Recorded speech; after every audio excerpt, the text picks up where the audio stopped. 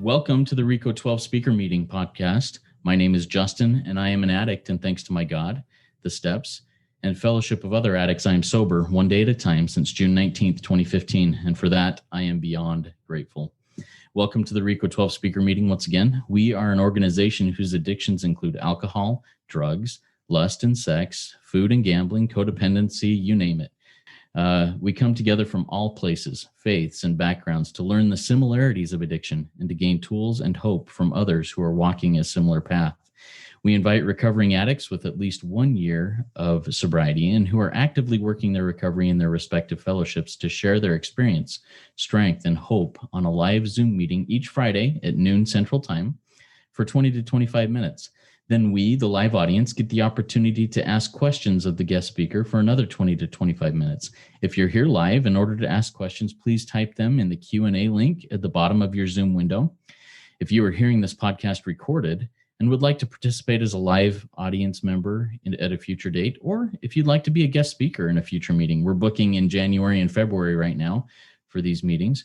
Please go to www.rico12.com to learn more and to submit your email address there to receive weekly invitations or to submit to become a guest speaker. RICO 12 is an ad-free service, and we appreciate your help in keeping in that way. We are self-supporting, but we gratefully accept contributions to help cover the costs of the Zoom platform, podcast platform, web hosting, and administrative costs. To contribute, you can go to rico12.com/support. That's RECO12.com/support. Or you can click the link to PayPal that I'll put in the chat here in the live meeting in a little bit. When you contribute, please specify the meeting number. This is meeting number 22. Last week's meeting was with Damon W. If you missed that one, all I have to say is that you must go back and listen to it. It was one of the most powerful presentations on controlling the controllables and recognizing what is actually controllable that I have ever heard. And it was super high energy. I've heard multiple people, myself included, describe it as, quote, holy crap. All I have to say is be a coffee bean. To learn what that means, go and listen. It's well worth your time, I promise. The cool thing is that every single meeting we have done so far has been one that has been very helpful to me. And I know it's been helpful to others also. If you missed any or all of the previous 21 meetings, you can listen to them in podcast form by searching for RICO 12 Speaker Meeting Podcast on virtually any podcast platform that you use, or you can go to the RICO 12 website and find it under the link podcast. Now, if you have also found and find value in this RICO 12 service, please take a moment to go to the podcast platform of your choosing and leave a rating and review. It helps us work our 12th step by carrying this message of hope and recovery to ever more addicts who suffer. Now, let's introduce our guest speaker for today, Cindy H. I had the opportunity to have a quick conversation with her earlier this week. She is a high-energy, excited, recovering addict. She is alcohol-free since 18 years of age and a happy member of Sexaholics Anonymous since 2018. Her topic today is overcoming the Elixir of Co-dependency and Sexaholism. The floor is yours, Cindy. Take it away. Thank you so much, Justin. How long do I have? 20 minutes? You have about 25 minutes until 30 minutes after the hour is when you need to be wrapped up by. Can you give me a 5-minute warning? Yep, I'll wave at you or I'll jump in and give you a 5-minute warning. Perfect. Hi, everybody. Cindy, and just like Justin said, I'm a happy member of Sexaholics Anonymous. And today I did, all this week I was praying and asking God, to give a message that is really going to be helpful to people that are suffering from sexaholism and also suffer from codependency as well. So for me, just like it says in the big book of Alcoholics Anonymous, that I suffer from a hopeless state of mind and body. And without the 12 steps for me, without God of my understanding, without transformation through step 4, step 3, step 7, actually all the steps, I will go into that incapacitated state whereby I harm every single human being around me. Now, a lot of people say things, oh, you're just a codependent. Oh, they just are just the people pleasers, like they don't harm anybody. Oh, yes, they do. Yes, they do. And untreated, it is a devastation. They say typically that an alcoholic affects at least 40 people around them. And for me, I think it was way more than that. So what I'm going to do is I'm just going to tell you a little bit about what it was like, what happened, and what it's like today. And I want to read something out of the big book. So just to give you just a little bit of a classic, definition of the 14 characteristics of codependence that I pretty much have memorized in my soul, because if I'm not in fit spiritual condition, I might go to one of those neural pathways. So for example, the typical codependent is, they confuse love with self-pity. They enable, rescue. What else do they do? They, placate, people please. Usually they marry partners that are very much similar to them. Like being an adult child of a sexaholic, for myself, I came by it honestly. So that's just a little bit of a snippet of codependency. And there's also other characteristics. So basically it's like the alcoholic without the alcohol. So I was born, obviously, and I was born into the family of, I guess you could say, generational sexaholism, generational alcoholism. Everybody in my family, they're either an alcoholic or they're working on it. And with my father was adopted, and I just found out actually 2 months ago, and I'm really grateful that I had at least 2 years of Sexaholics Anonymous underneath my belt. So I found out that when my real grandmother was 17 and my real grandfather was 18, he date raped her, and that's how my father came into this world. She stayed with him for like 14 months in a hospital and then gave him up for adoption.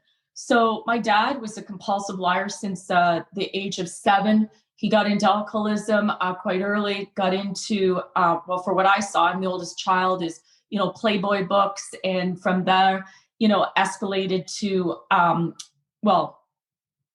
don't know for sure if he went to online pornography. All I know is that my mother divulged to me that he couldn't stop being with prostitutes and, massage parlors. And even though both my parents sobered up in Alcoholics Anonymous when I was 12 years old, they both split. My dad died 29 years sober. My mother is still sober today, 45 years. So they broke up when I was 12. So my dad never showed up for like 3 years. He was a very sick puppy, and he was, going to so many AA meetings, doing the 12 steps. When he died 29 years sober, there were 70 people at his funeral that eulogized and said it wasn't for my father, George, they wouldn't have sobered up. So my dad is very much a big book thumper. And I remember one time, I was doing my sexaholism, being with this guy and that guy in my early 20s. And he said to me, Cinderfella, he used to call me that. He used to hold up the big book. He says, we don't live like that anymore. We're sober. And that is what he told me when I sobered up when I was 18. And so my dad, kind of enabled me, got a jackpot this, just to give you a little bit of background. I was, gangbang molested when I was 7 years old to about 8.5, told my parents, that broke up that babysitting ring. And, and you just look at it, it's like, we learn stuff. I mean, the babysitter that did this to me, she was raped by her father, uncle, and brother, right? So, she learned how to be a predator. So that's when I kind of developed Stockholm syndrome and just, started to be attracted to the, unhealthy personalities, to say the least. And I say this with all due respect, my molesting and all that is not, if I say, oh, that's why I'm a sexaholic, I could get into self-pity. I could blame other people. And that's not the case. I am 100% responsible for my illness. I'm 100% responsible for my recovery. So for me, as soon as I turned 18, found boys, became a predator in the 12-step rooms, one night stands, this, that, 4 common law relationships. I don't know how I fit those in. And just, just total disregard for human life. And I said to myself, you know what? If you had the childhood I had, you'd be entitled to have whatever boy you want, to do whatever you want. And so for me, sex and money went hand in hand. So for me, I guess you could say that, the guys that I picked, I would pay for them, pay for their stuff. I'd pay for everything, if they couldn't, afford things, or I'd bribe them. I mean, it even started from when I was a kid, stole my mother's purse and bought candy just so boys would play with me. Like just a raving classic codependent from a child. And then, so not only was I infected with alcoholism, sex addiction, bulimia, anorexia, self-harm, and, deading the way that I was going. And you could say that I learned it. I was also affected by, sorry, the phone beeped through. I was also affected by the environment of sexaholism. My mother had my brother when I was 2 years old. She had an affair, and my father, I already told you before what happened to him. So fast forward, what does that mean today? So I've almost, as a result of untreated codependency and sexaholism, I have crushed people. I have devastated my mother. I frauded people. I should have been in prison, with some of the things that I did. And all of this is tied into, what do I have? I have an allergy. I have a phenomenal craving that starts once I pick up a thought that I can control or enable someone, or I'm going to go out hunting and acting out. It's like this whole, thing sets up in my brain, and I can't stop on my own recognizance, on my own will. I cannot stop. So it's been 2.5 years since I've been in Sexaholics Anonymous. I just want to tell you, what happened to me. It was my codependent sponsor, who was also a member of SA at the time. And I came through another S program.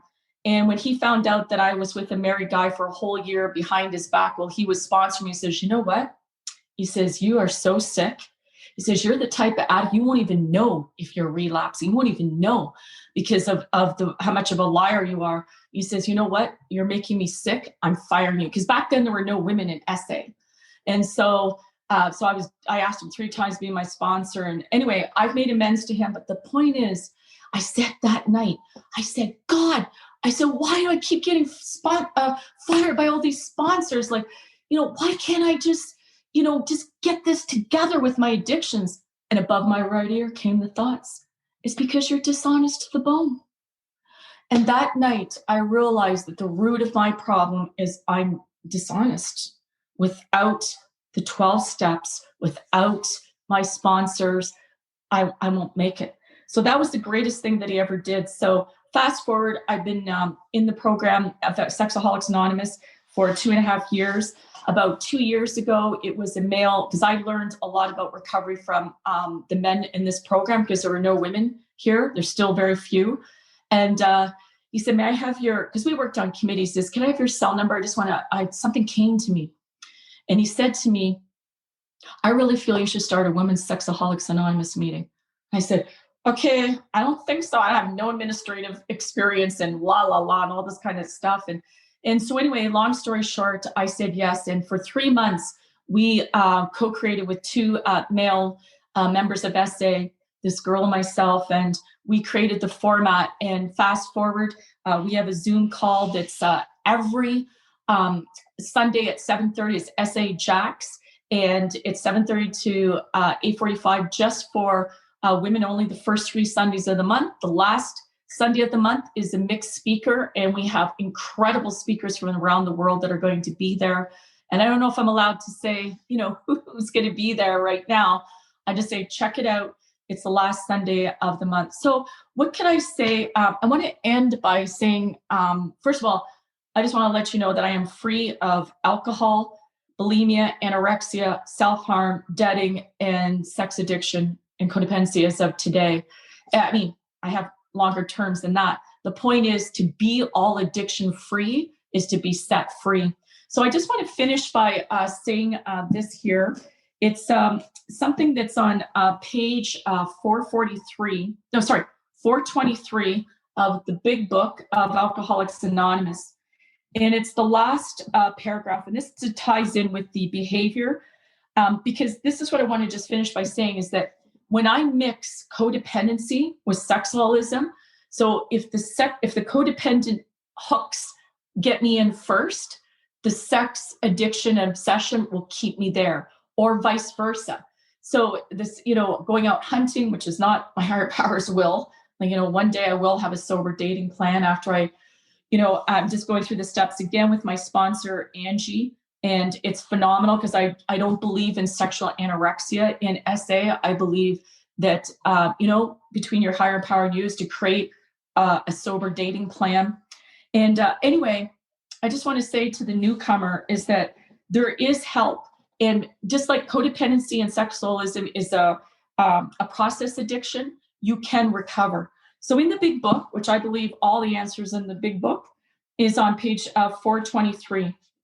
And it says at the bottom, as I look back on that period, the person's sharing their story here, I realize how true it is that one of the primary differences between alcoholics and non-alcoholics is that non-alcoholics change their behavior to meet their goals, and alcoholics change their goals to meet their behavior.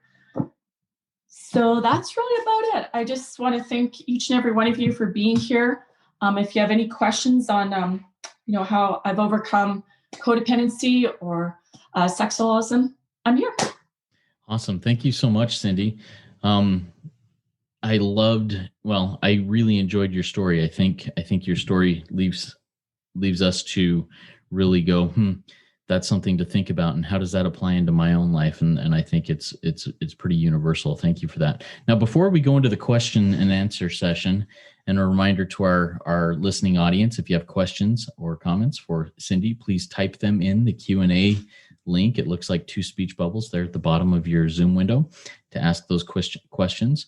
Before we get into that though, Cindy, would you mind sharing for about 60 seconds or so about the fellowship you attend, SA, and what benefit you get out of active participation there? Sure.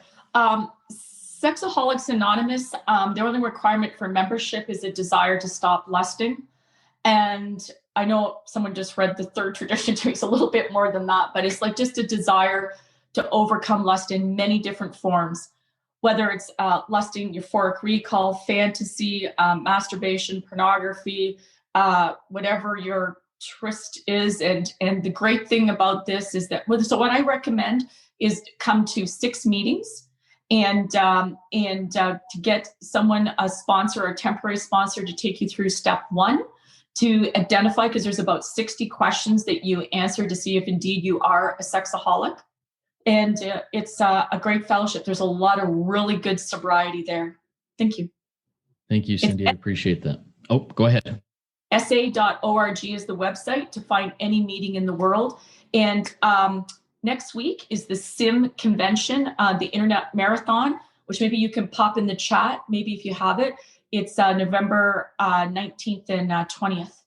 It's speakers from all around the world.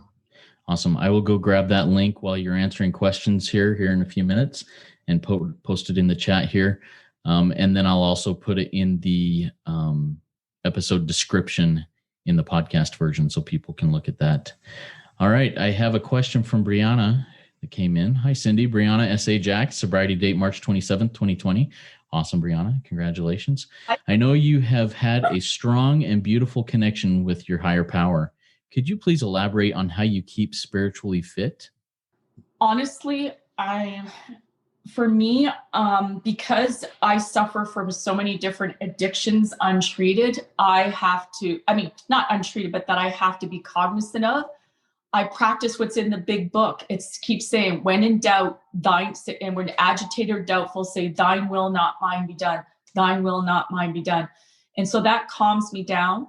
And also the key, honestly, is being rigorously honest with my sponsors. If I can't get a hold of one sponsor, then I will phone a recovered person to do a step 5, 6, and 7. I have to have, like what the big book talks about in page 28 of the big book, I have the earnestness of a drowning woman. Because anytime I get, complacent and think, oh, I'll kind of slide. Oh, I got a few fears. I got a few resentments. No problem. I start relapsing behind resentment way before I pick up a drink or pick up an acting out thought or action. So that's really about it. Hope that's helpful. And I love God. And I love God with all my soul. And Brianna knows that. So thank you so much. And I love Brianna. She's awesome. Awesome. Thank you so much, Cindy, for that additional insight. Now, you made a list of a lot of different addictions. You went down, I don't know, 6 or 7 or 8 of them there. I'm sober from these things. How did you make that decision? Was that a one at a time addressing, or did you take several of them at the same time and lump them into one time through the steps? Or how did you go about addressing each of those different addictive behaviors or practices? Well, because I've been in denial most of my life, and I'm like I say a late bloomer. Like I was stubborn, and so I addressed alcoholism. And I have been sober since I was 18. I never relapsed on that. However, the sex addiction, bulimia, and anorexia in my 20s, it almost crucified me. And so for me, it's putting more into my step 4s and 5s from my main program, which is Alcoholics Anonymous, and just talking to people that have recovered from it, addicts that have recovered, and being willing to go whatever it takes. So before, for example, if you just want to talk about binging and purging, I used to be, locked 8 hours at a time in the bathroom, to coming down to I eat 3 normal meals a day. My profession is taking off. I travel around the world. Like, I'm functional. And the only time so I think that's really about it. It's just, if I'm in fit spiritual condition and I'm always saying, thine will not mine be done, and working my program, then I remain addiction free. And actually, honestly, Justin, it's miraculous. It's miraculous. God could do for me what I cannot do for myself. Hope that helps. Yes, thank you so much. Thank you so much, Cindy. And I agree. Any relief and reprieve from addiction is miraculous, especially as I look back at my life in inactive addiction and where I was and where I've come, and God delivering me. It's a miracle. All right, we have another question come in from Nicole D. S.A. Jax, sobriety date July 27th, 2018. Awesome, Nicole. Question is, how do you know when you are lusting versus loving, caring versus codependent, and what do you do in that moment? Simply, if I'm starting to get obsessed with another person's behavior and I'm wanting them to, if my part of my brain that says I start to have lustful thoughts about someone, like, I know right away that's lust. If I start to try to fix, enable, or rescue someone, that's codependency. If I'm genuinely, with my higher power's help, starting to foster intimacy with other people, which starts with honest friendships, then I know that's my higher power teaching me intimacy. I hope that answers Nicole's question. Thank you, Cindy. Yeah, so I think those are some good answers there. One of the quotes, actually, it was your closing quote in your original part of the presentation about an addict. I'm totally going to butcher it, about goals and addictions. If you wouldn't mind, if you have that available, reading that again and then expounding on it just a little bit, maybe share some personal experience from your own life in that experience on both sides of that equation. I think that would be really helpful. Sure. Page 423 of the Big Book of Alcoholics Anonymous, at the bottom, last paragraph. As I look back on that period, so when I was doing all my acting out, I realized how true it is that one of the primary differences between alcoholics or addicts and non-addicts is that non-addicts change their behavior to meet their goals, and alcoholics change their goals to meet their behaviors. So I'll give the addict version first. So if I have a goal to go act out, right, my behavior is going to totally, conform. It's like I'm going to spend X amount of money on outfits and whatnot. Or actually another one is that if I am not working my program and I'm rushing all the time, hurrying all the time, and I have a target goal, instead of like taking a pause, what I do is I get all addict about it and I get rushed and I make mistakes. So I adjust my all or nothing behavior, which is another codependent behavior, to get the goal done. Now, I don't really know about the non-alcoholic, how their behavior meets their goals. I remember this one speaker said one time, he has like a couple of normie friends, and like they could be having like a bad day at work, or someone say a few comments, and they come home, they sit down and go, okay, yeah, this happened. Then they just go, whatever. And they leave work at work. Not our types. Okay. I get a resentment. That's why I relapse on resentment way before I relapse on acting out. It's like, I'm going to get that person. Then all of a sudden my behavior is like nuts and I have no goals. My goal is just to get revenge. So I hope that answers the question. Yeah, thank you very much. So Cindy, in your experience, and you sounds like you grew up in an Alcoholics Anonymous home where both parents attended AA, so you kind of had a 12-step background. If somebody, well, there are people out there that will hear this that are just struggling in addiction and don't know what to do. They don't have any background in 12-step situations. How would you invite a person like that, or how would you speak to a person like that to help them gain the courage to walk in to one of these rooms for the first time? Well, I take them to a meeting. I would actually, right now, because of what's going on out there, we can't really, pick people up and take them to meetings. So I would confirm, I would reach out to them before, and that's what I do. I reach out to girls that call from all over the world, like all of us do, all of the girls in our group. We have, and by the way, we got a strong group. I mean, I love my group, SA Jacks. It's just like, I'm not sure if I shouldn't really say names, but the girls, like they're administrative. They just know how to put things together. We have a welcome wagon. We have, like a what's up, and we just invite girls. And so what we do is we kind of temporary sponsor them in between meetings, like, just, hey, the first thing you need to do is, well, they'll say, I don't have any 12-step experience. Well, the first thing you need to do are get your books. So I get them to get the white book, and all of us girls do, and the Into Action book and the big book. You have to get your books, because it's like that expression, it's better the devil you know than the devil you don't. If you don't understand your disease, how are you going to recover from it? And then to do the 60 questions. So really, you just befriend them. And walk them through the process. But meetings first, get a sponsor, get your books. Yeah. Thank you. And if one is really hesitant, like, the shame factor of this all, what if somebody sees me that knows me, those types of things. How do you approach those types of fears, maybe in your own life initially, and then in the lives of those around you? Because in my experience, that's a very real and recurring fear for people. So on a day-to-day basis, I'm resentment free. And if I get a resentment, I ask God to remove it. So that means that I have healed the past. The past now has been put back in the past. So when I talk to a new girl says, oh, no one understands me. Oh, I got so much shame. And by the way, shame's a self-imposed emotion.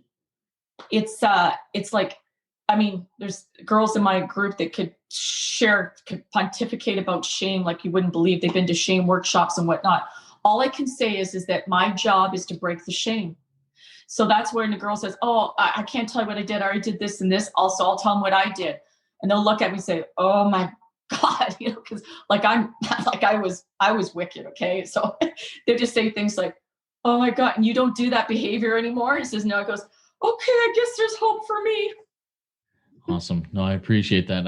I also find that sharing my story with someone who is timid about things and fearful about things opens it up and makes them feel like, hey, I guess I'm not really alone. And I just had that opportunity last night. I got a call from somebody I'd never met who got my number through different things and was able to do that. And what a blessing that was for me. And hopefully for that brother. We'll see what happens. We got a question coming from Stuart. Stuart says, how has working the programs changed your relationships with long-standing friends or relationships with people outside the programs? That's a very good question. So since I've been cleaning up in Sexaholics Anonymous the last 2.5 years, so for example, my boss, right? I work for a very famous celebrity doctor, and he puts me on a leadership team, and it's like, and because of my sexaholism, he, I didn't advance as much as the others. And it's only in the last year since I've been really working on my SA program that he's really, starting to advance. So I don't share that part of my life. In fact, most people don't know I'm an addict that are my, normie friends. However, because some of my exes have actually communicated with him, because he's also my mentor, he'll say things like, you know what, by the way, before you pick a guy, okay, you talk to me, okay, I'll help you with your goals, okay? Like he's very carte blanche. And so I didn't really have a reputation, which by the way, reputation, okay?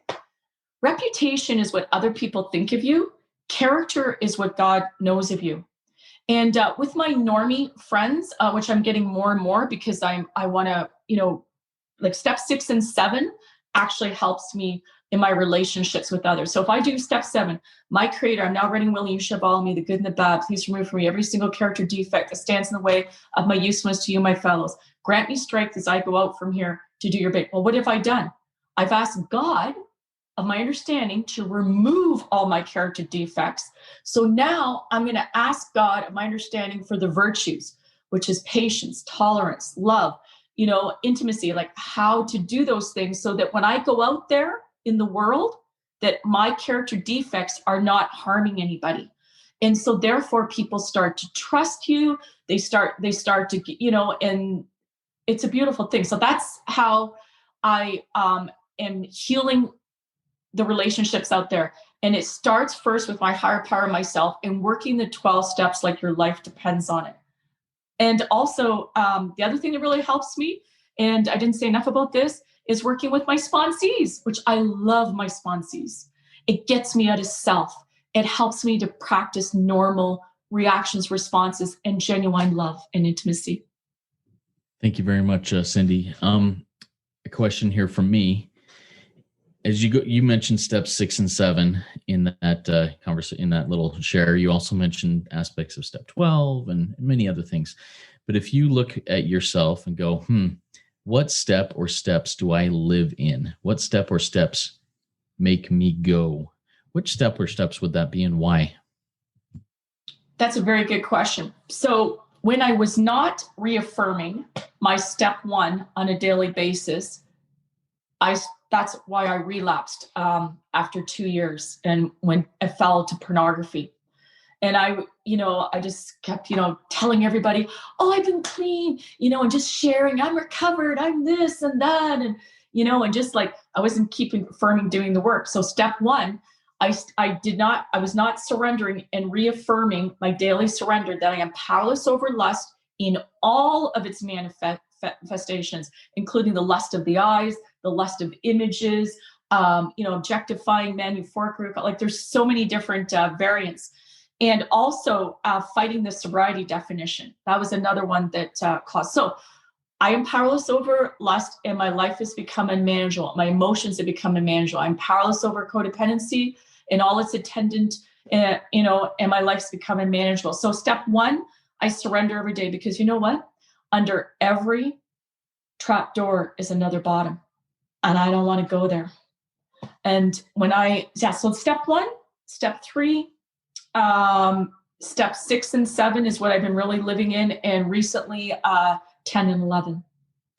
Very cool. Thank you for sharing that. A question from Nicole came in.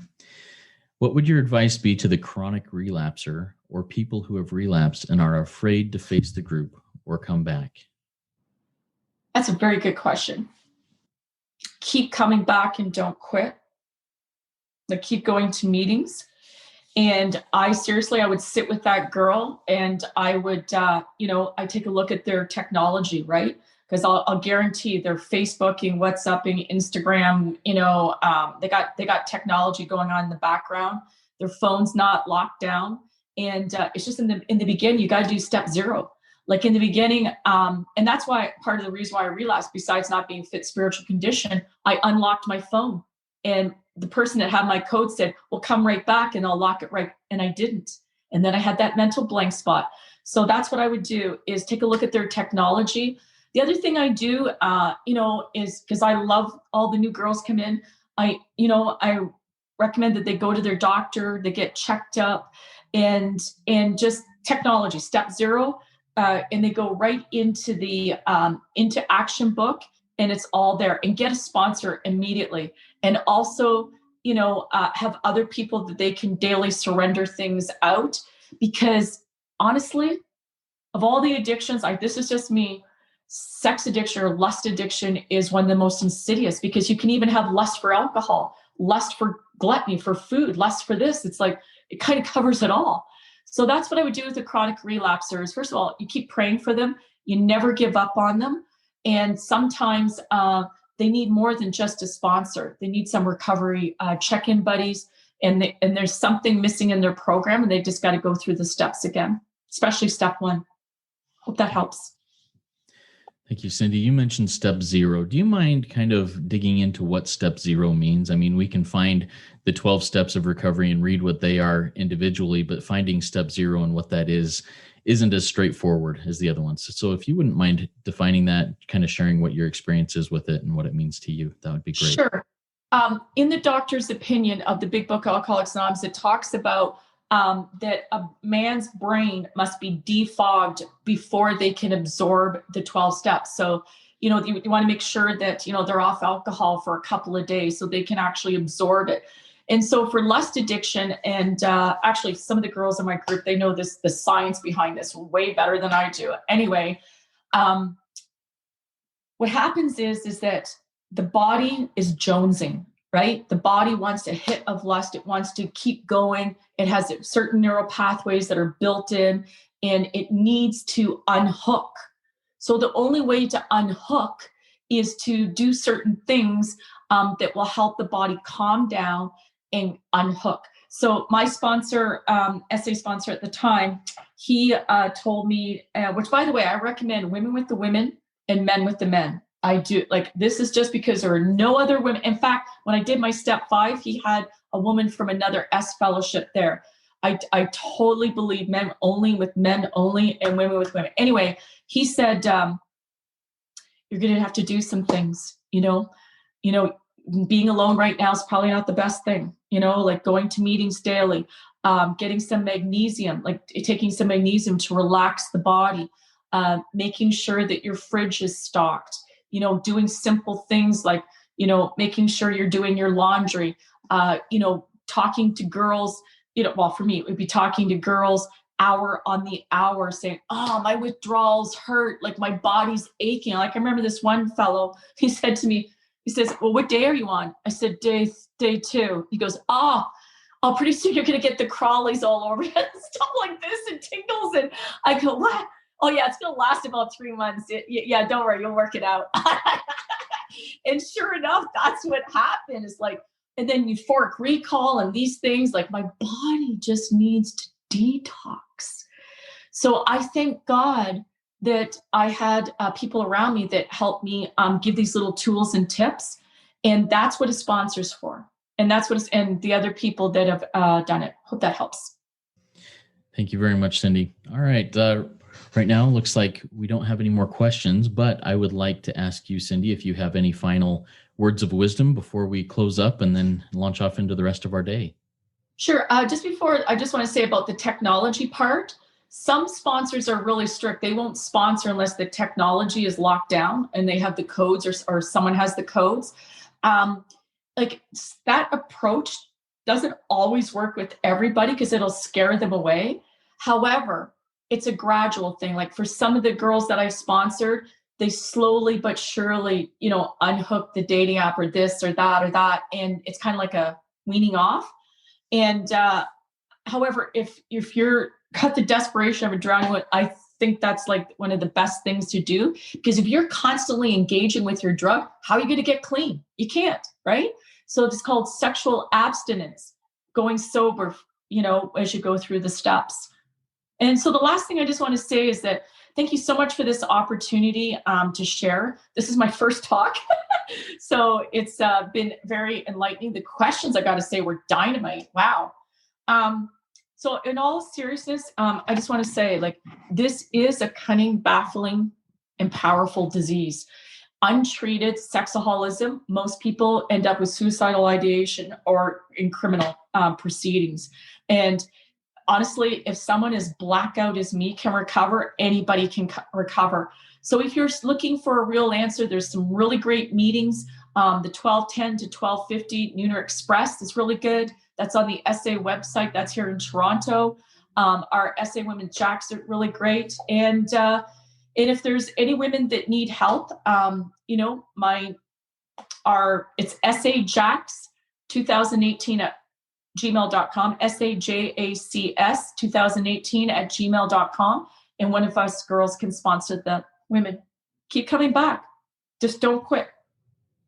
Awesome. And while you were doing that, another question came in. So we'll let that question get answered here, and then we'll do our close up. So thank you. The question is, Stuart, and I love this phrase here. In my experience of my hunter, calling it the hunter, and you did that earlier today too, I am trying to change the vision of my targets to being a human being. How do you do this? Change it from an object to a human being, change them from an object to a human being. Well, I started with the men in the program because that's where I did most of my predatorial activity. Thank God I haven't done that for a very long time. Well, a couple of years anyway. Anyway, I kept saying, you know what? They're my fellow brother, man. They are my brother. And I pray that every time I go into a meeting that lust is removed, and that God could and would if I saw it. And it's going to take time. It's going to take time.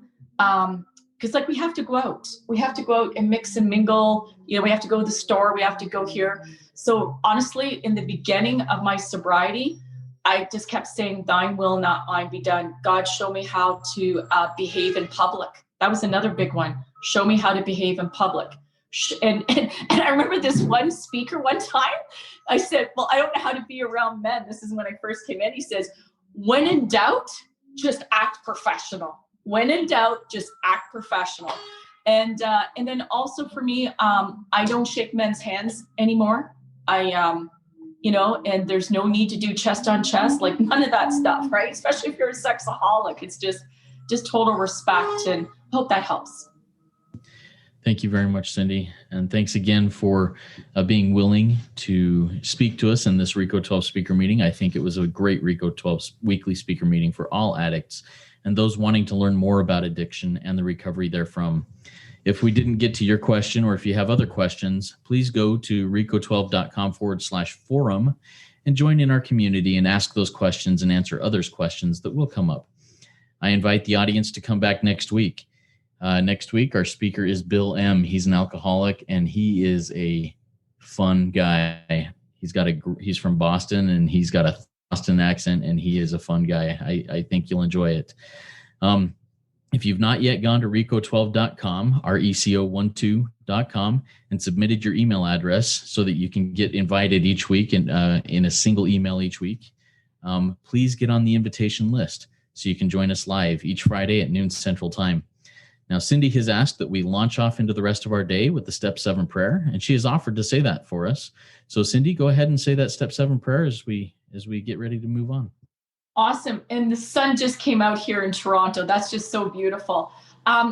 What I'd like to do is just like to, everyone to join in thinking about the still suffering sexaholic or any addict of any kind. In fact, any human being, that we put them in this circle and we ask God to do for us, which we can't always do by ourselves. So together, my Creator, I'm now ready and willing that you should have all of me, the good and the bad. I pray that you now remove from me every single character defect that stands in the way of my usefulness to you and my fellows. Grant me strength as I go out from here to do your bidding. thine will, not ours, be done. Amen. Amen. Thank you so much, Cindy. Keep coming back. It works when you work it, so work it. You are worth it. Have a fantastic day and week, everybody. Thank you so much, Justin. Bye, everybody.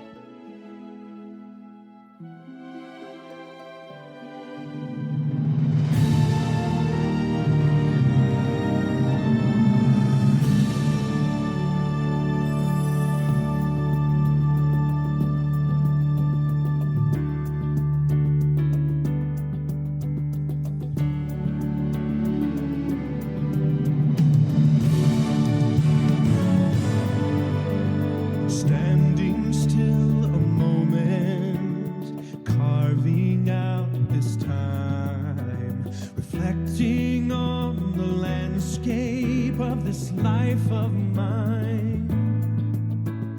Peaks too high to conquer, streams too wide to cross, troughs too deep to walk through without incurring loss. Yet here I am, still standing tall, despite the rough terrain. One like me survived the storm.